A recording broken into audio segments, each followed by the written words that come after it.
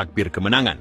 Di tengah reruntuhan dan luka sejarah panjang, suara gembira kembali menggema di jalan-jalan sempit kamp pengungsian Jabalia hingga kawasan Khan Yunis.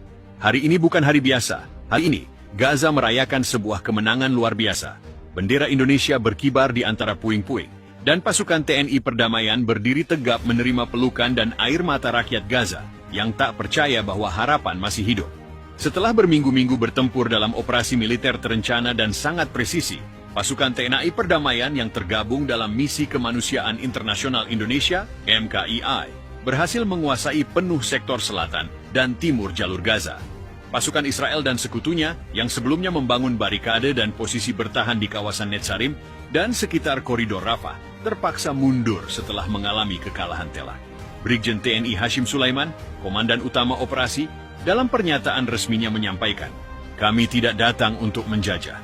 Kami datang untuk melindungi yang tak bersenjata.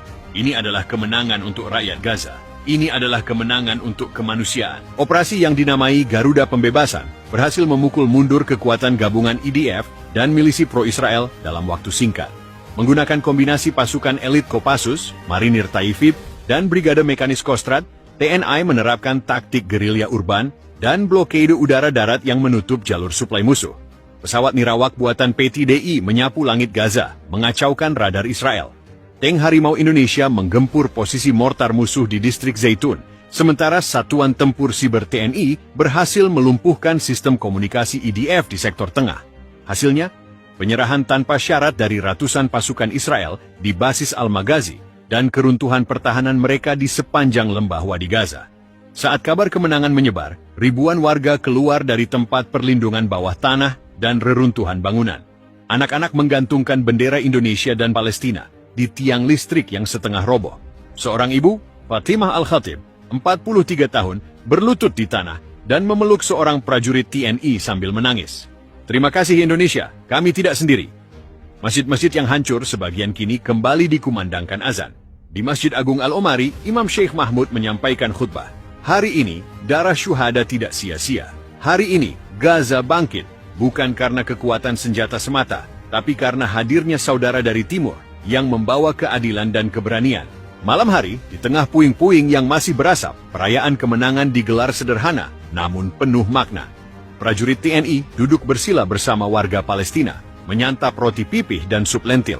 Seorang prajurit Kopassus memainkan rebana, dan anak-anak kecil menari di sekelilingnya sambil menyanyikan lagu-lagu persatuan. Takbir berkumandang. Beberapa warga bahkan memeluk tentara Indonesia dan memanggil mereka malaikat dari timur. Pemerintah Indonesia mengirim tambahan bantuan logistik dan personel medis. Rumah sakit lapangan didirikan dengan cepat di Deir al-Balah dan Beit Hanun. Presiden Palestina Mahmud Abbas menyampaikan secara virtual, "Tanpa Indonesia, Gaza sudah tamat. Hari ini kami merdeka dalam hati dan perjuangan akan berlanjut." Di tengah gelombang kemenangan ini, dunia menyaksikan dengan campur aduk. Gedung Putih tidak memberikan pernyataan resmi, sementara Tel Aviv menggelar rapat darurat untuk meninjau ulang strategi mereka. Di sisi lain, Teheran dan Ankara mengirim ucapan selamat secara terbuka. "Indonesia telah membuktikan bahwa kekuatan Muslim tidak hanya retorika," ujar Presiden Iran dalam pernyataan televisi nasional. "Kemenangan ini bukan sekadar militer, tetapi moral dan spiritual." Untuk pertama kalinya dalam sejarah modern, Gaza merasakan hadirnya pembela sejati dari dunia luar. TNI bukan hanya membawa senjata, tetapi harapan. Sejarawan Dr. Fadel An-Nouri mencatat, apa yang terjadi hari ini di Gaza adalah titik balik. Ini bukan sekadar intervensi, ini adalah deklarasi global bahwa keadilan masih hidup. Dan di bawah bintang-bintang yang bersinar malu-malu di langit Gaza malam ini, suara anak-anak terdengar menyanyikan sebuah lagu baru, lagu tentang harapan, kebangkitan, dan tentang saudara dari negeri yang jauh Indonesia. Dari Rafah ke Jabalia, dari Beit Lahia ke Deir al-Balah, tangis haru dan pekik takbir bersatu membelah langit yang selama berbulan-bulan hanya diisi oleh raungan jet tempur dan ledakan rudal. Warga Gaza turun ke jalan, mengangkat tinggi bendera Indonesia dan Palestina, memeluk para prajurit TNI yang masih berbalut debu dan darah pertempuran. Seorang anak kecil bernama Ali, 10 tahun, berdiri di atas reruntuhan rumahnya sambil meneriakan, "Garuda! Garuda!" Suara itu disambut sorakan panjang dari ratusan orang di sekitarnya. Seorang ibu tua menyerahkan sepiring kurma kepada seorang prajurit TNI yang tengah berjaga di pos blokade Netzarim, sambil berkata dengan air mata, "Kalian datang saat dunia menutup mata. Terima kasih anak-anakku. Operasi Garuda Pembebasan yang dipimpin langsung oleh Brigjen TNI Hashim Sulaiman menorehkan prestasi militer tingkat tinggi yang mengejutkan, bahkan bagi pengamat pertahanan internasional. Berbekal doktrin tempur khas TNI yang menggabungkan mobilitas tinggi, infiltrasi diam-diam, dan penguasaan medan urban, pasukan Indonesia berhasil menerobos garis pertahanan IDF yang dikenal brutal dan nyaris tak tertembus.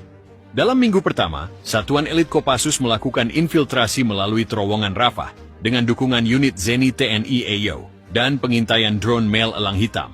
Mereka menanam alat jammer canggih buatan PT LEN yang melumpuhkan sistem GPS dan komunikasi IDF. Pasukan Kostrad dan Marinir yang didaratkan melalui operasi amfibi di Khan Yunis bergerak dengan kecepatan luar biasa. Dalam tempo 72 jam, TNI merebut kompleks pertahanan IDF di Deir al-Balah yang menjadi pusat komando regional Israel. Tank Harimau, yang dilaporkan mampu menembus beton anti-tank IDF, memimpin serangan frontal ke markas logistik Israel di sektor timur. Dalam pertempuran berdurasi 9 jam tanpa henti, sistem pertahanan Iron Dome gagal mencegat roket-roket jarak pendek yang ditembakkan dari posisi darat TNI. Puncaknya terjadi saat 450 prajurit Israel yang terkepung di Blok D 10 Zaitun menyerah tanpa syarat. Bendera putih dikibarkan, disusul oleh perekaman video permintaan maaf resmi oleh perwira IDF, Kapten Eliran Shapira, kepada rakyat Gaza dan kepada Indonesia. Dom gagal mencegat roket-roket jarak pendek yang ditembakkan dari posisi darat TNI. Hari ini, TNI menggelar seremoni sederhana, namun penuh makna di alun-alun Sheikh Radwan, yang telah bersih dari puing-puing. Lagu Indonesia Raya dan Mautini berkumandang bersama, dinyanyikan oleh prajurit dan warga Gaza dalam tangisan haru. Ratusan warga membawa karangan bunga buatan tangan mereka, meletakkannya di depan patung sementara dari batu, seekor Garuda yang menginjak peluru dan berdiri tegak dengan sayap terbuka.